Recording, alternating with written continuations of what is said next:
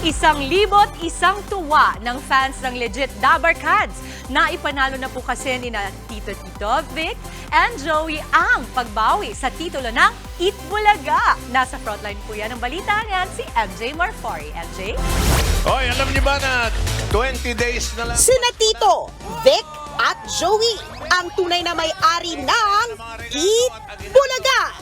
Pinabura ng Intellectual Property Office ang TVJ sa petisyon nilang kansilahin ang trademark ng Eat Bulaga sa Tape Incorporated. Ang tunay na may-ari ng markang Eat Bulaga, no, ay ang Tito Vic and Joey. Kaya kinansila ng IPO yung trademark registration ng tape para sa pinag-aawayang mark o yung title na Eat Bulaga. So panalo ang Dabarkads sa araw na ito. Sa 16-page decision, lumalabas na may tatlong malalaking pruweba kung bakit ito sinang-ayunan ng TVJ na kansilahin ang trademark ng Tape Incorporated sa Eat Bulaga. Meron ng Eat Bulaga, wala pa ang tape. No, sinabi yun ng desisyon, no, na 1979 pa lang nandun na yung Eat Bulaga. Samantalang ipinarehistro ito ng tape mga 2011-2013. Pangalawa, sinabi na pinaliwanag ng Tito Vic and Joey kung paano nila nabuo yung Eat Bulaga na marka. At mas kapani-paniwala ito, sabi ng adjudicator.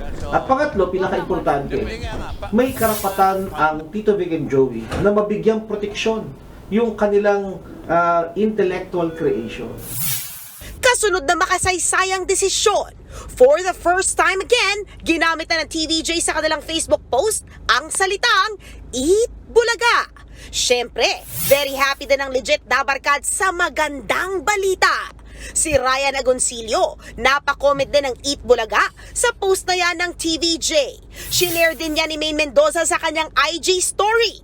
Pero ang tape, wala pa raw natatanggap na kopya ng desisyon. Sa kanilang pahayag, maaari pa raw iapila ng tape ang desisyon sa direktor ng Bureau of Legal Affairs ng IPO. At kung hindi sila mapagbibigyan, sa Director General na raw mismo ng ahensya nila ito iaapila. Gagawin daw ng tape ang lahat ng legal remedies kaugnay ng desisyon ng IPO. Pero para sa legal counsel ng TVJ, Sana lang, aming panalangin, magbubuo na tayong lahat, tanggapin natin ang desisyon ng maluwag sa ating puso para lahat tayo bati-bati ulit. No? Papasayahin natin ang taong bayan. 1,000, 1 tuwa. nagbabalita mula sa Frontline, MJ Marfori, News 5. Mga kapatid, Lucy Cruz Valdez po, maging maalam at may pakialam sa mga napapanahong balita sa bansa. Tumutok at mag-subscribe sa News 5 social media pages.